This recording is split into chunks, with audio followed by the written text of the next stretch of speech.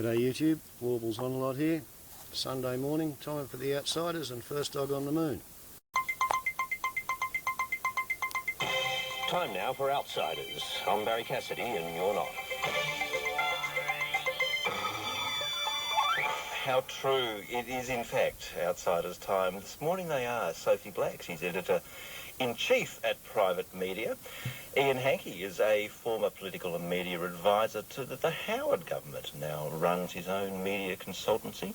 And Elle Hardy is a freelance writer. Welcome to you all. Good morning. What an exciting week we had in politics. Who couldn't enjoy that? There was a bit for everybody, wasn't there? Well, there was, but there was, I think you'd have to say, a little bit of a lack of coherent message through it. But let's just refresh our enfeebled memories. If you want to provide a level of lenience for government members, fine. It's the impartiality of the way you do this job that's in issue, Madam Speaker. This is a stunt.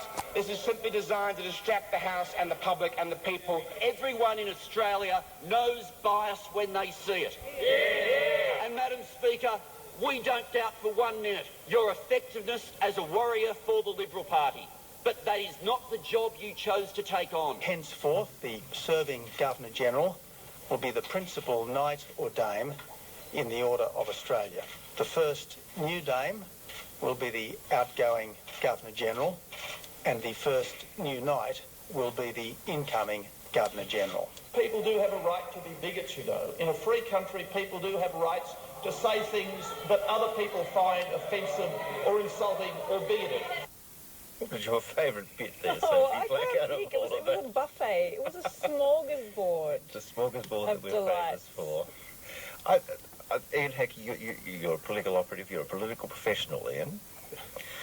So on the day in which, in the upper house, the week before the Western Australian election, on the day in which the upper house knocks back the repeal of the mining tax, which is something that might appeal to your voters in Western Australia if you're of conservative bent, what do you do? A, do you roll around in the fact that the opposition is being obstructionist? Give it all the air you can. B, do you announce a new system of semi-regal honours and let that steal every bit of oxygen from the entire cycle? As a political strategy, I'm a bit lost to explain it. Literally lost for words. Yes, I couldn't quite see the wisdom of dropping royal honours in that particular week. It would be something that would have probably been more wisely done in a non-sitting period, I would have thought, particularly in light, as you say, the Western Australian election on. But having said that, I mean, people sometimes enjoy a bit of levity in their politics. Well, they got it this week. So they got it this week, and so maybe that's a cunning ploy which I actually hadn't quite recognised, that we're going to cajole the voters of Western Australia to vote for us because they realise we've got a really good sense of humour. With a funny party. Did you make anything of the theory that it was to wedge Bill Shorten because his mother-in-law was... Nah, that's nonsense. That was good, wasn't it? I liked that theory. A good theory, but I just think it was just Tony Abbott being Tony Abbott. Well, that was so... And the interesting thing was that, of course, the Prime Minister didn't think that this was something he needed to discuss with his colleagues, but he had a word with the Queen, and I found that personally reassuring. Well, yeah, I mean, the thing is that I think we have a Prime Minister who's entirely motivated by whimsy. And it's it's a fascinating thing for us to grapple with. I mean, if you didn't know better, you'd think he's in cahoots with the Cartoonist Alliance. Look, if nothing else, it's good fun. It is all good fun, but it's interesting for the government because this is the last sitting week, as we know, before the budget. And when was that, May 18 or 12? 6 weeks to go. You know, we're trying to set up what's going to be a pretty tough time there. There's a bit of work to be done to sort of soften us up for that. Yeah, well, I would have thought it would have been, as you say, a bit wiser to have actually let this for another time to announce.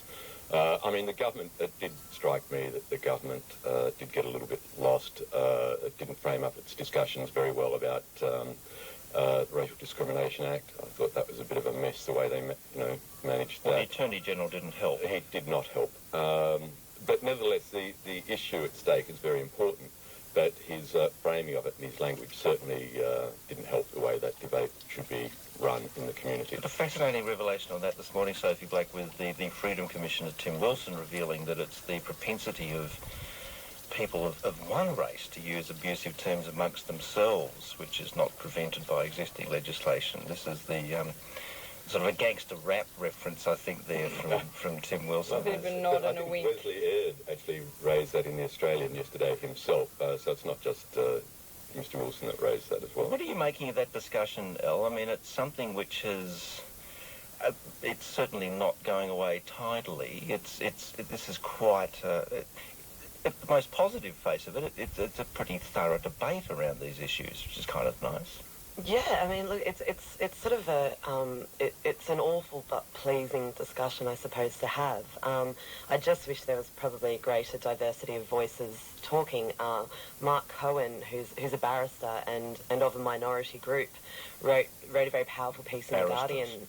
Yes, but wrote a powerful piece in The Guardian on Friday about there's much more that actually needs to be examined about the law. There's, not just 18C, there's, 18B and 18D and other parts of the Act that need to be looked at. So it's not a terribly nice discussion to have, but it's unfortunately necessary. I wouldn't frame it up as not being nice, because I don't think that's, an appropriate way to frame it. But the government did put out an exposure draft, which I think, to their credit, is a very, very good idea. It would have been a fundamental mistake to actually try and change the Racial Discrimination Act without putting that exposure draft out.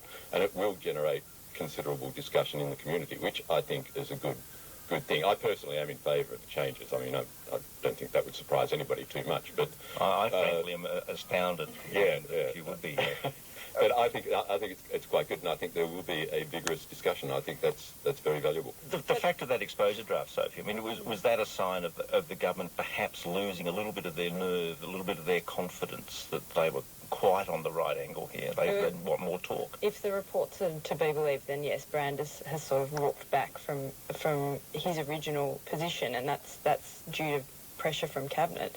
And it's perhaps another case, especially this week, of the government just misreading the general public and having to step back. And we saw that with Red Tape Repeal Day as well, with the financial advisors reform that was flagged. We saw the finance minister sort of walking back from that as well, because they perhaps just didn't anticipate the level of public feeling. Yeah, a lot of it, listen, I think some of this is because they still haven't quite got the right control over government. They haven't quite got the hang of government yet, if you get what I mean. And I think this will improve over a period of time. I mean, it's considerably better now than what it was last year, for example. But this week was very, very messy. It was just a mishmash, wasn't it? It was a mishmash. And there's no excuse for that. But that was perhaps the best face or the best explanation I've had for the whole titles thing. This was the Prime Minister actually trying to... This was reality. This was the PM cutting through that this is a pet thing. This is the stamp he's going to put. But I just think it was the wrong time to do it. There's no reason to do it when Parliament's sitting. It's just... I just thought it was extraordinary. And it opened the government up to ridicule. And this government is very, very good at... They're good at criticism. They can cop criticism. They can cop outrage. In fact, on many issues like border protection, they thrive on that outrage. It fits the narrative on certain issues. But ridicule is another thing entirely.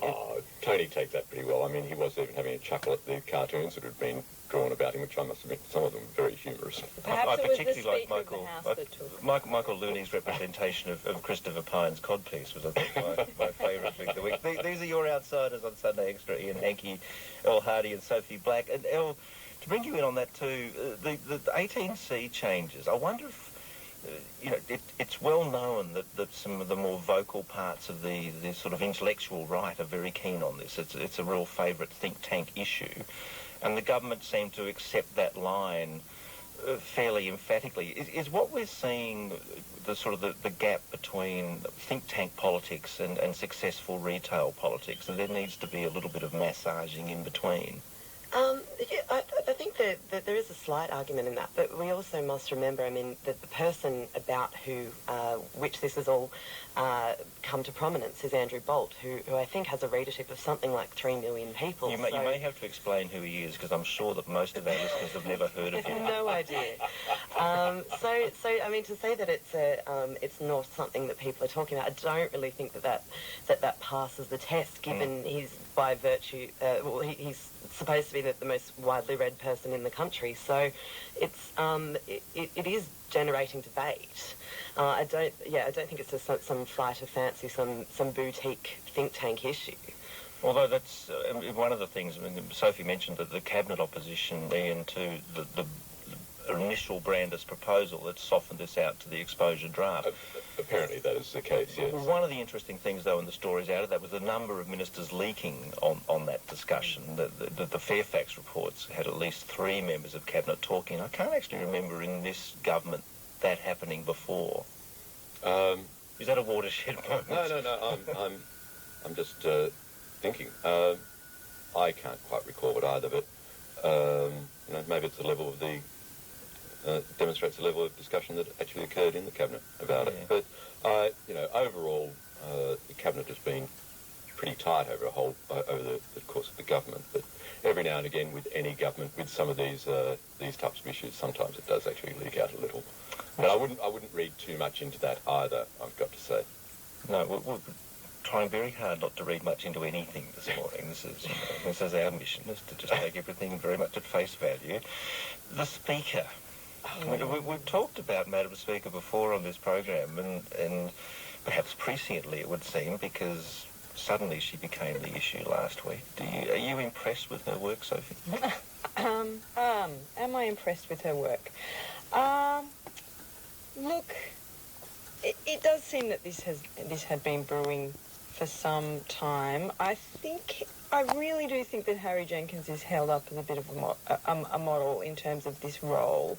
And if you compare Madam Speaker's the way she runs things to someone like Harry, then I think a bit of her performance could leave something to be desired. You're being remarkably circumspect. I am, and I can't understand why. I mean, I thought you would have been at the barricades on this one. I've been chuckling at the other political commentators that I've been listening to over the last week, or over the last few days, doing exactly the same thing. So well, no one actually wants to come out and say that she's been doing a terrible job. Well, I actually heard Barry Cassidy the other day on John Fain saying she didn't think she was doing a bad job, which I thought was quite extraordinary. I nearly spilled my coffee with that one. I mean, part of the issue here, Elle, is the way in which we perceive Parliament as being nothing more than question time. That's sort of the shop window for an entire process, which is perhaps a little bit unfair. Well, indeed, and I suppose we must remember as well, we are the 1% that are actually watching this thing.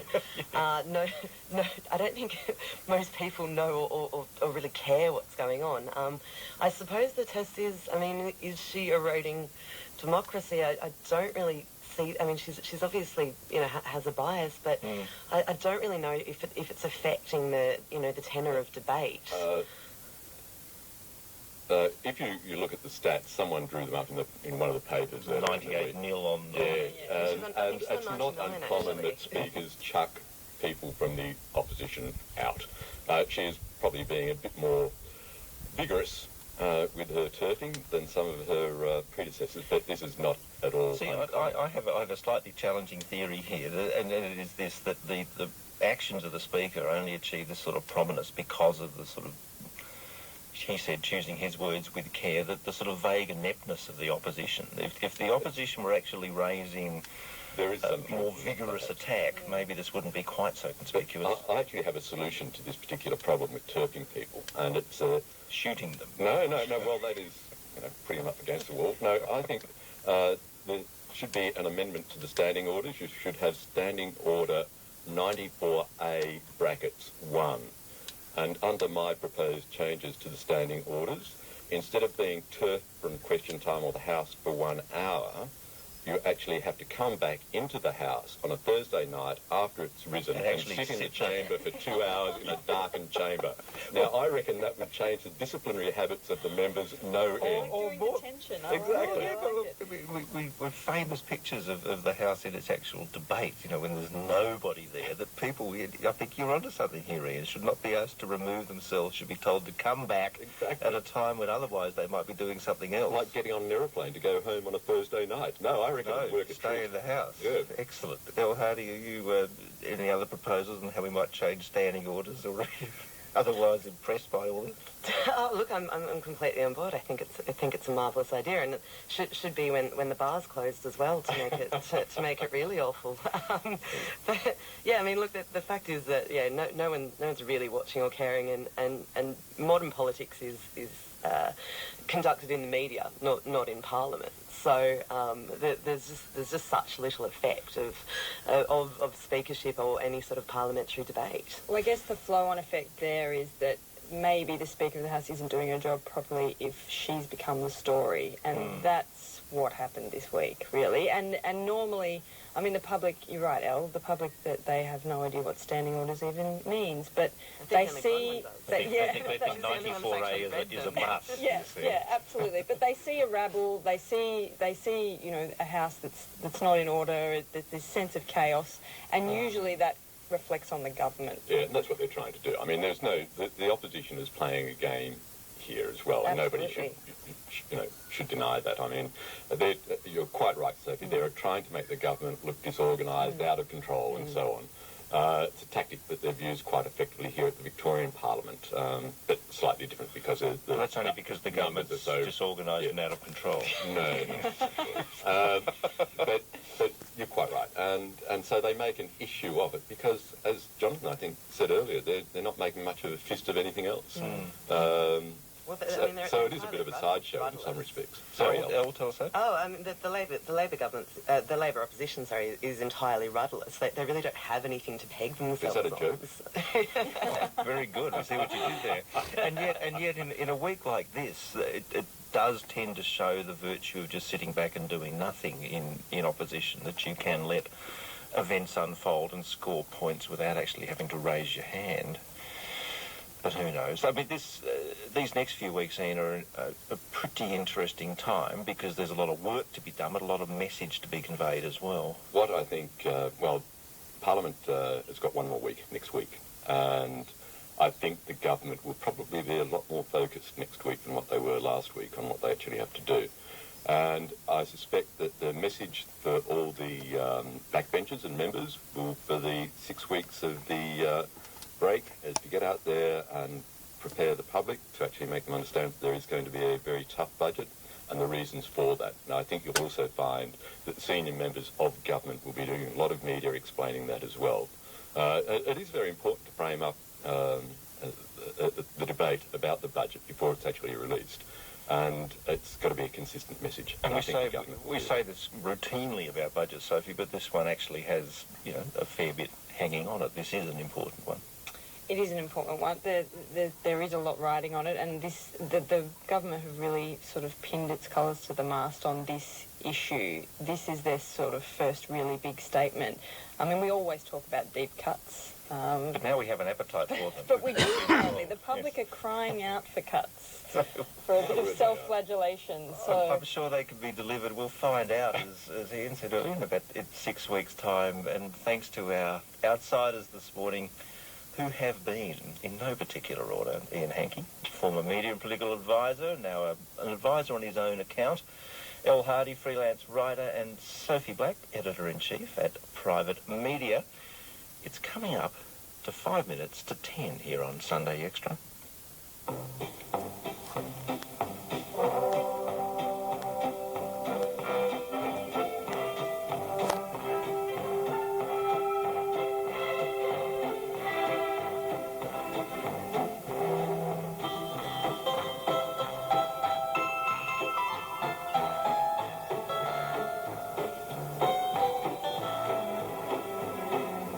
Patriots.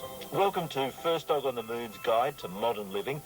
I'm Jonathan Green. I haven't won a Walkley and I'm not a cartoonist, But I'm filling in for First Dog on the Moon this week as he is in Tasmania on the Cartoonists Whiskey Tour.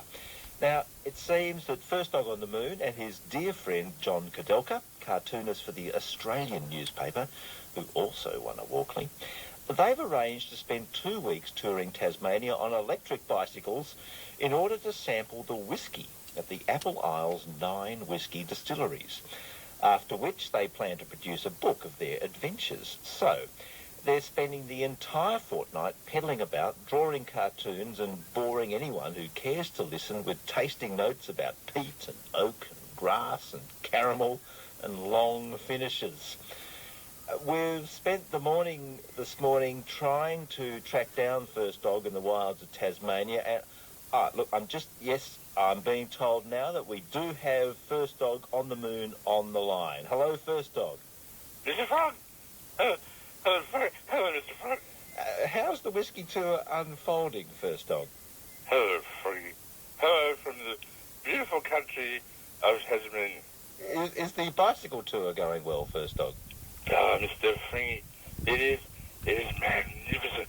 We are having a lovely time, a lovely, lovely time. You know, Tasmania is full of trees. It's full of trees and little furry animals. Trees and little furry animals everywhere. I see. That's very nice, First Dog. Now, we just want to make sure that you're not drinking and driving or cycling. Oh, no. Of course not. You know, and it is nice of you to ask. It is, you know, because you care about people, Mr. Frog. You know, I've always loved you, Froggy. Dog? Yes, okay.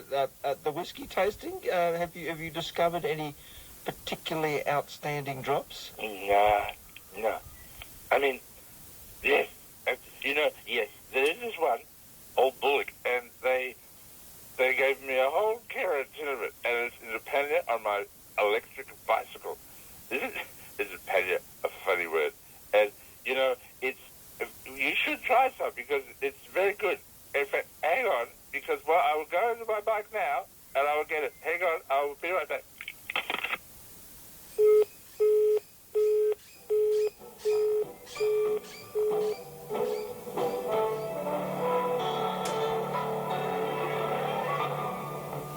Yes, well, thanks, Dog.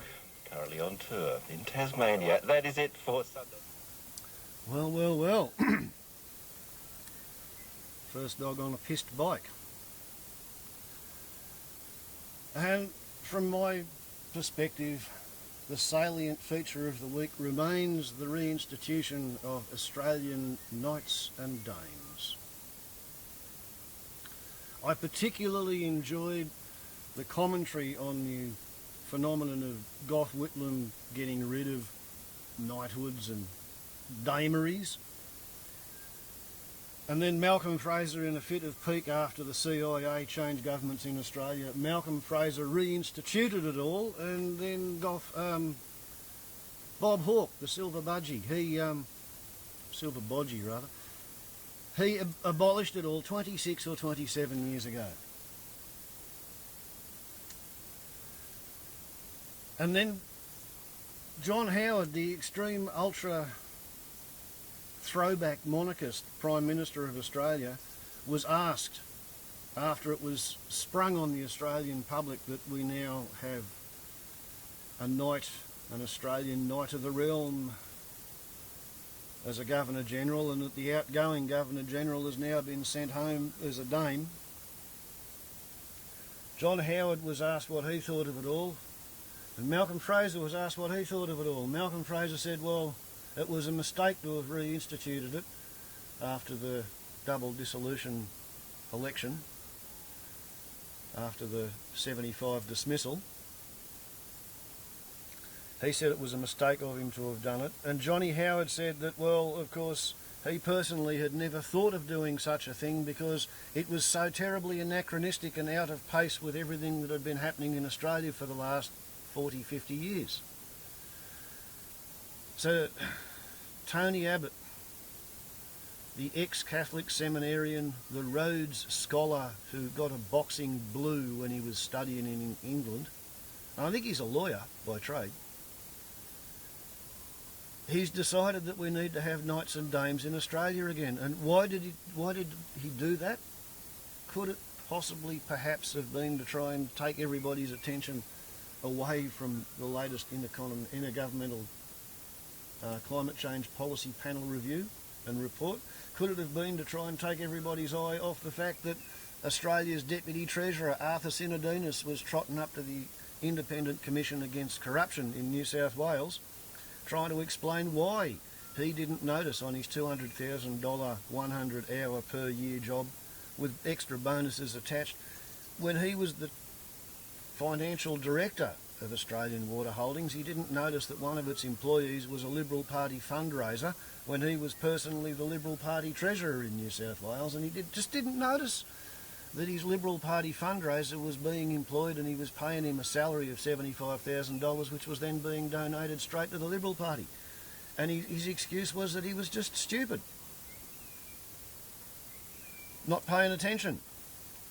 Yet, on his word, we're supposed to revamp the financial advisors regulations so that insurance salesmen are once again allowed to hide the fact from their customers, the Grey Nomad Brigade, that the insurance salesman's going to be taking a 10% trailing commission on the allegedly marvellous investment that he's going to sell the poor old buggers.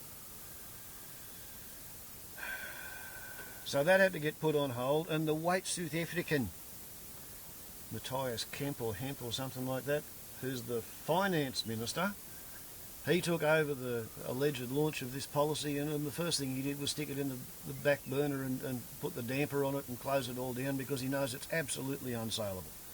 So what does Tony Abbott do? The budgie smuggling wingnut, the bloke whose face looks like a clown the more he stands on TV. He announced that we're going back to having knights and dames. Forsooth. Distraction tactics. Oh, well. Meanwhile, over in Western Australia, they're still looking for the remains of that Malaysian aeroplane. I think perhaps Colin Barnett smuggled a bucket of sharks on board the aeroplane so that the sharks could hijack the aeroplane and kidnap the passengers and bring them down off the West Australian coast in order to have a search and rescue-led economic recovery. I mean, they've got a few spare sharks with their drum lines to keep the beaches clean. And everybody in Perth has got his motel jam-packed solid with either grieving relatives or people looking to find the remains of the missing aeroplane, or people from TV and news crews covering the event. And meanwhile, as VB Ed tells me, you're not allowed to pull your mobile phone out of the camera and walk slowly past the airport gate in case the security guard comes up and jumps on your head for being a perceived threat. So that's been the week in Australia. Warbles on a lot to YouTube. Oh, I hope you enjoyed the tethered flight demonstration of the electric twin-ducted fan Hero Jet, is what that thing's called. Ciao.